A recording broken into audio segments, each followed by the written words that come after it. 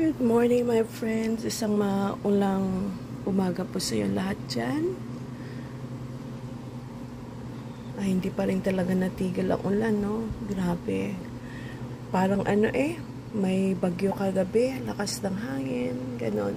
But anyway,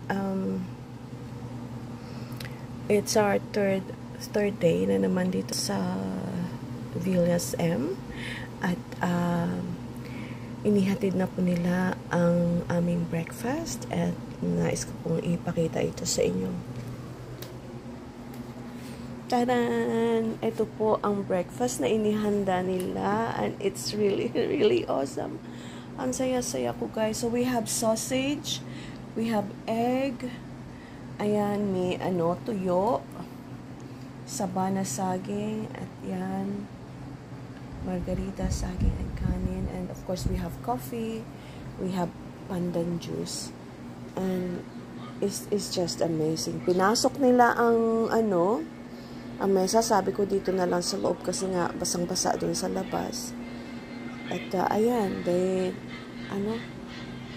inalis nila. At yung setting ba, guys, bongga talaga. So, ilan silang pumunta dito? 4.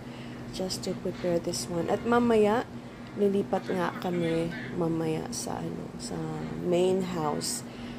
Pag tumila ang ulan, lilipat kami. So, I'm so thankful talaga sa Panginoon na hindi niya kami pinapabayaan. And we are so blessed kahit masama ang panahon.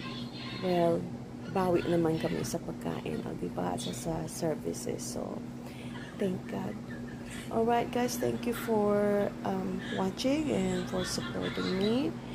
Sana po mag-ingat din po kayo dyan wherever you are. And God bless you all po. Good morning. Happy Friday po sa inyo lahat.